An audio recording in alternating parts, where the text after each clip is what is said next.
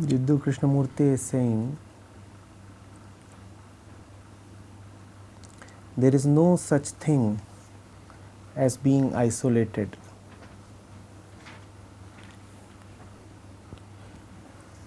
To be is to be related, and without relationship there is no existence. So Priya is asking, is there any connection between aloneness and relationship? Are they same, different, opposite, what? Please explain. Aloneness is to have a point within you that is not needful. Man is forever needy and dependent. Every cell of your body is a dependent cell. Everything that you do is a dependent thing. If you look at the world around you, everything is dependent on something else.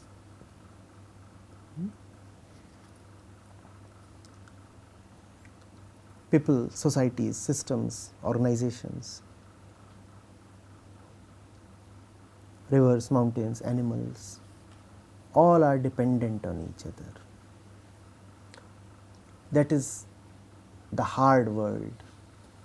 And when you go into the soft world, thoughts and feelings, there again dependence is there, or is there not? Can you think without an object? Even to think you need someone else, or at least yourself, right? Even to think you require somebody.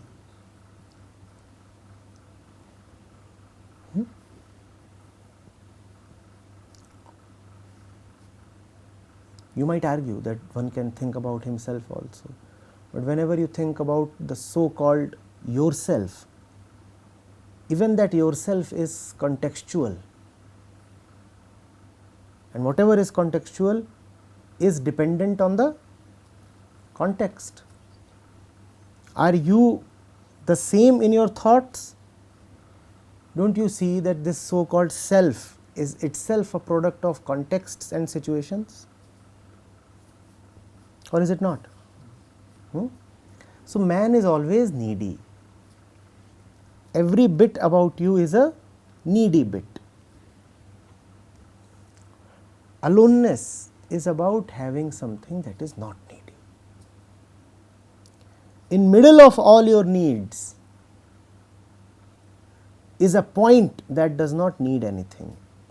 That is aloneness. You get it? Now, aloneness and relationship. If you are always needy, how will you relate to the other?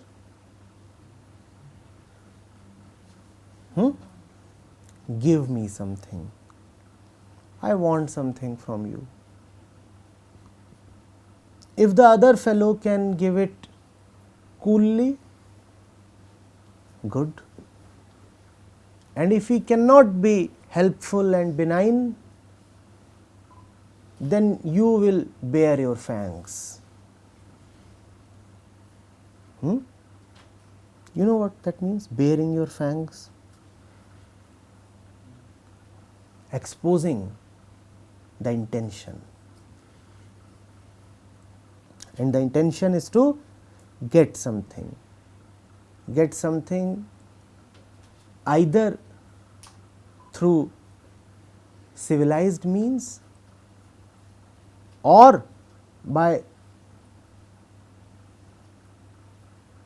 a covert or blatant use of force. That is what need does to relationships. I want something from you.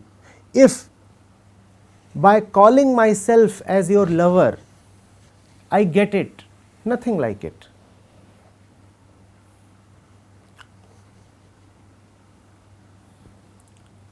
The decorated veneer can be maintained.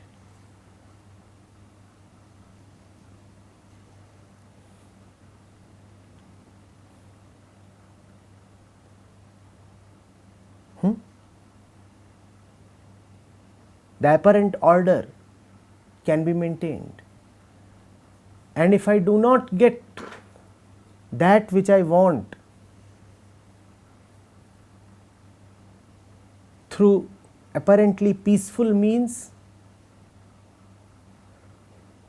then obviously peace is subservient to the real intention.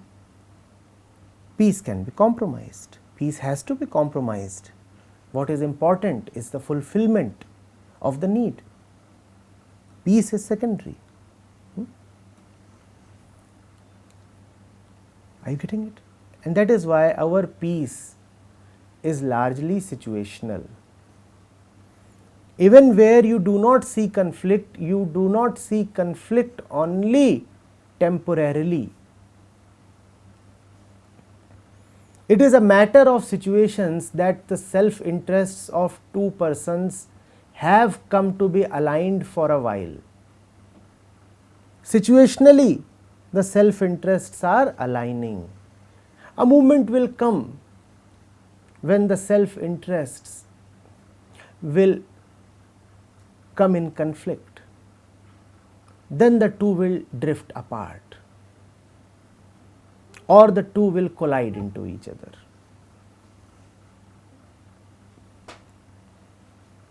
Are you getting it? That is called a life of need. That is how we all live. That is how man lives, that's how families live, that's how societies and nations and civilizations live. Lives of need. Needs decide our relationships. Needs decide our relationships. Now you see what needs do to relationships. You may argue that in spite of being needy, we still see many well-structured, well-oiled, well-ordered societies. A lot of forceful alignment takes place there.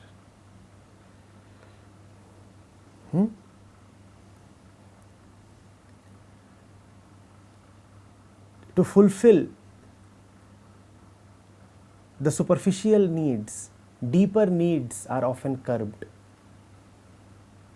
To fulfill the needs of a few, the needs of others are compromised. And to fulfill the needs of man, the needs of jungles and animals and ecology are compromised. And to fulfill the needs of one section of society, the demands of another section of society are either curbed or negotiated or postponed or made conditional.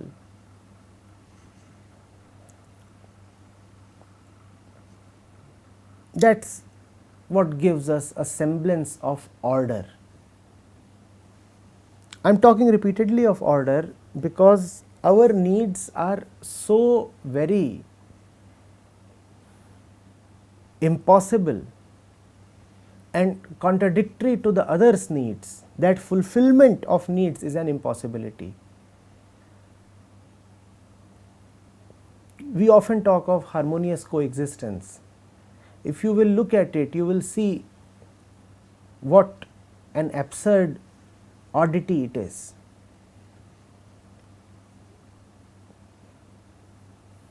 You need one woman, he too needs the same woman. What is meant by harmonious coexistence then? The earth does not have infinite resources. You need the same building that he does. What do you mean by harmonious coexistence? and you do not know where desire departs from need. So you do not want a portion of that building, you want the entire building. Sharing the building appears so much like a compromise on the need. It appears like injustice.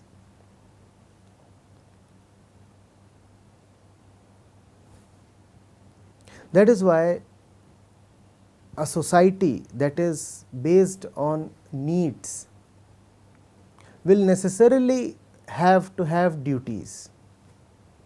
That is why all the morality becomes so important, because needs will always be in disagreement with each other and with the other's needs.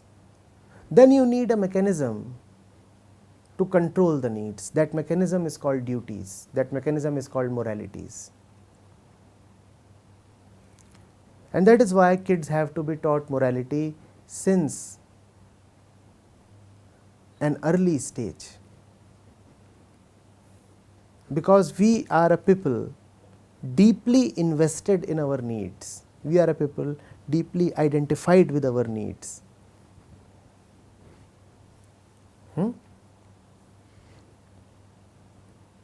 Therefore, we have to be given a break, because we are already wedded with one foot to the accelerator. And then that is what life becomes, accelerating and braking, accelerating and braking. Needs tell you to accelerate, duties tell you to brake.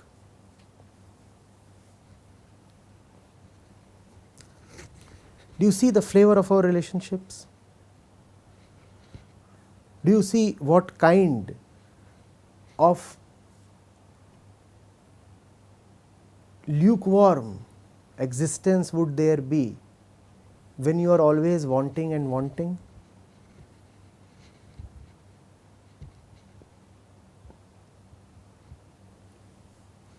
The only way out is to be situated at a point that does not want, at a point that is all right in itself, by itself, a point that is not dependent on others.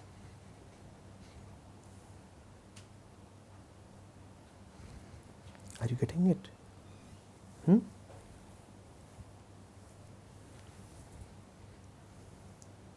Only in aloneness can you have relationships that are not exploitative. Otherwise, it doesn't matter what name, what color you give to your relationship will be definitely one of exploitation. Have you ever looked at your relationships closely? Do you ever want the other? No. You just want to exploit the other. The proof of that is that which you want through the other, if it is not obtained, you start disliking the other. You never want the other, you always want something through the other. That is, you want to exploit the other. Ask yourself, you may say that you are in love, you may claim that you have ever loved somebody. Do you love that man, or do you love what you get through that man? And if you do not get what you want from that man, you start hating that man. Had you wanted the man himself, the man was easy and available, but no, you had needs that you wanted fulfilled through the man, and that is a life of need. That is a relationship that has no aloneness. That is when you just want to consume and exploit.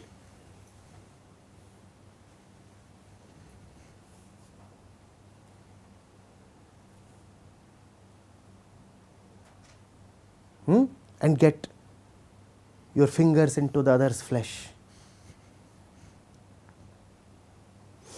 I am again asking you, look at every single one of your relationships. Is there any relationship that does not involve getting something through the other person? And if you stop getting what you get through the other person, would your relationship remain unaffected?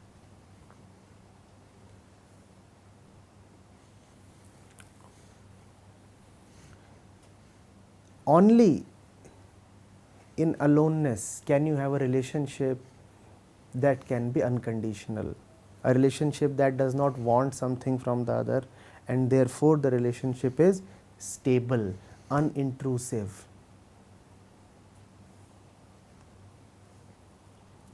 Are you getting it?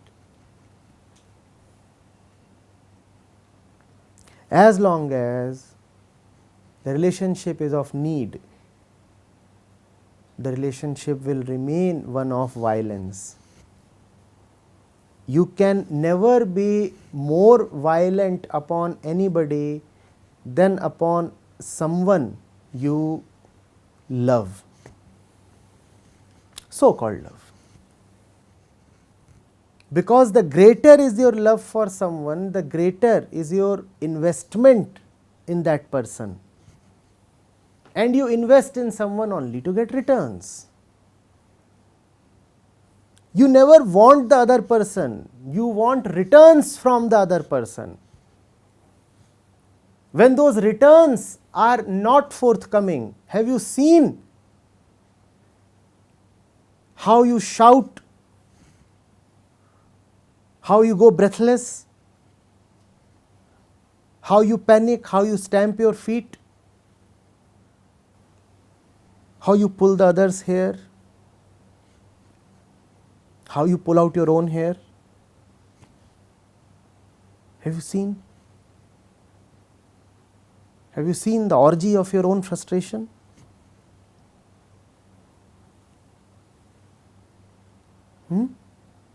Where does that frustration come from? That frustration comes really from an absence of love. That frustration really comes from an absence of aloneness.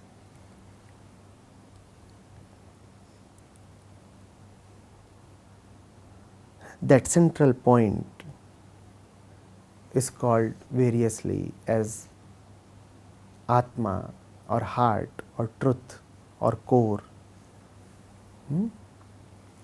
or source or center. It is that point that does not need or depend. That point is your only strength. That point is the foundation on which you can stand. That point is the center around which you can go about living your life.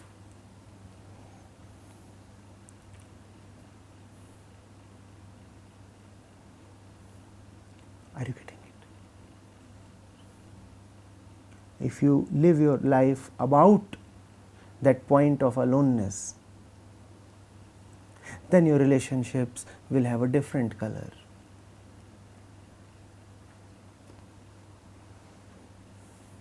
Then you will really be free.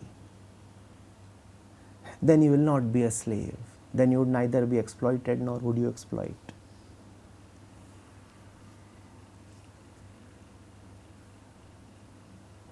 Then your very presence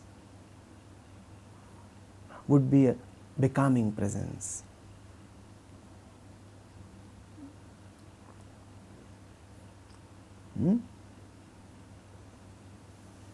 The question is, if one is really alone, will he ever need any kind of relationship?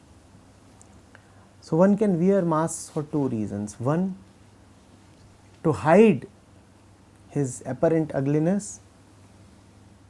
You can wear a mask like a makeup, and then you are trying to hide your ugliness. Or you can wear masks as kids sometimes do, to have,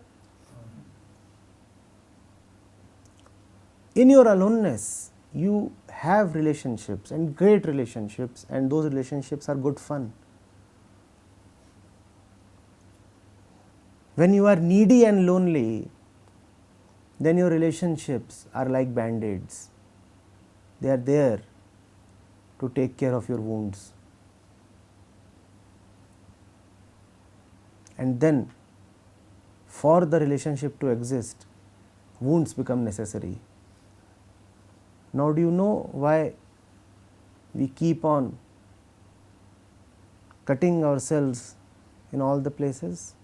If you don't have wounds, most of your relationships will fall off.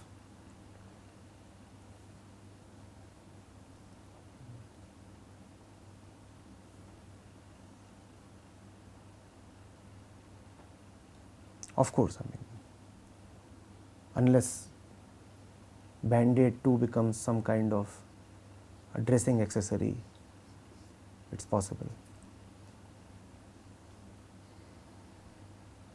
A kind of tattoo or something.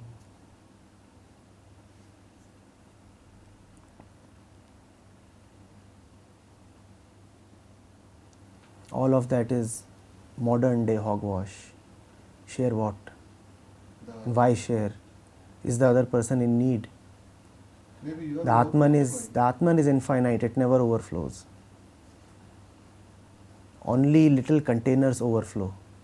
The infinite never overflows. So all this thing about sharing and overflowing is not something that you would ever find in the Upanishads. All of this is neo-spirituality, which is basically holy nonsense.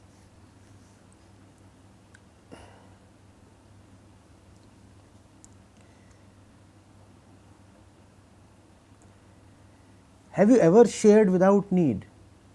Please. Even sharing can be a need. It is like gossip. You are itching to share. What else is gossip? What else is gossip? Please tell me. Frantically you are trying somebody's number because you want to share something. Don't you see it's such a great need, this sharing?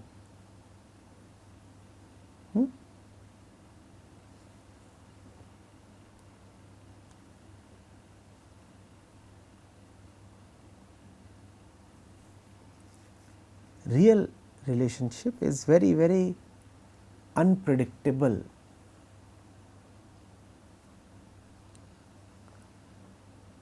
One shares there, one does not share there, and all of that happens in new, unique and indeterministic ways.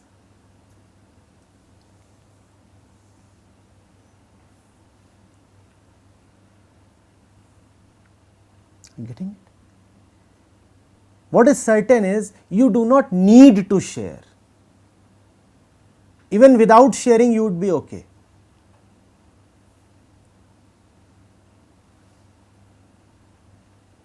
One does not need to share. But yes, if the situation arises and the other is there and it might be beautiful to share, sharing happens. One does not intend to share. Sharing may happen, sharing may not happen. One is all right with sharing, one is all right without sharing. And one does not depend on any one particular individual to share. I have such great news to share only with my husband. Now that is not aloneness. What kind of great holiness is this that can be shared only with one particular individual? This is not aloneness, this is dependency.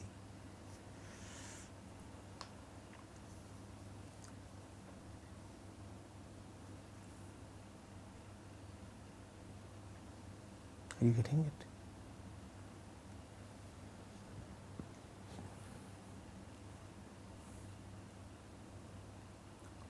Someone once said, and sir, sharing is like the water contained in the clouds.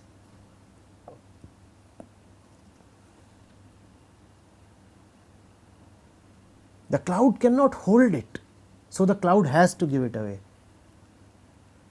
And that is fantastic poetry, but very poor life.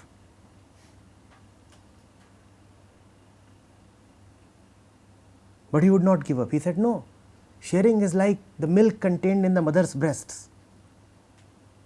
Unless it oozes out, the mother will feel pain. He said, now this is even more sentimental and probably erotic poetry. But this is not at all the truth of life.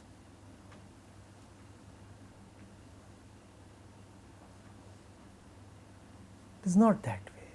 It is not at all that way.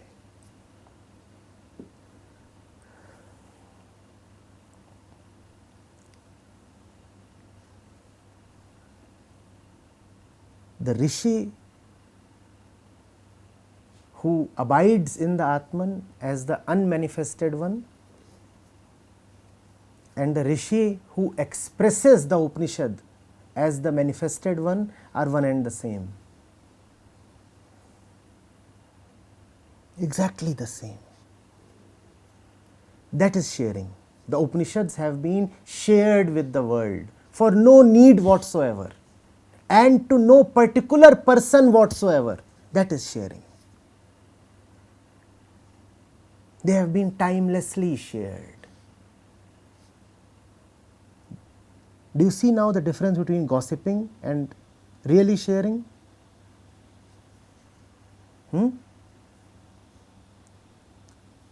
When a Krishnamurti dedicates his works to the unnamed you, to the unseen you, to the you without a face, that is sharing.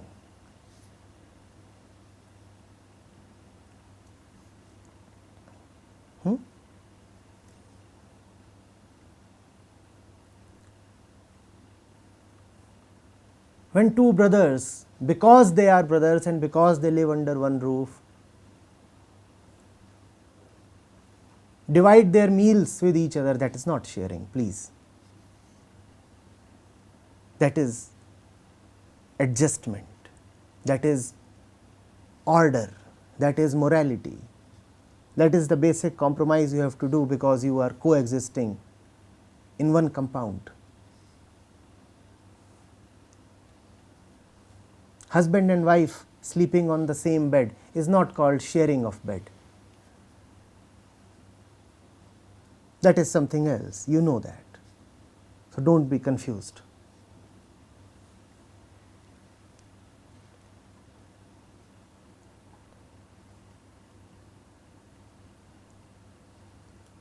Yes, whenever you have to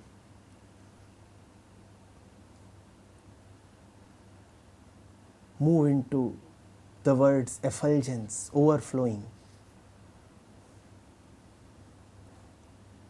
go to the nameless Rishi of the Upanishads. You will know what sharing is. Nameless is the one who shares, and nameless is the one to whom and with whom he has shared. You do not know the name of the Rishi of the Upanishad, do you? And the Rishi of the Upanishad did not know your name, but the Upanishad has been shared. That is sharing.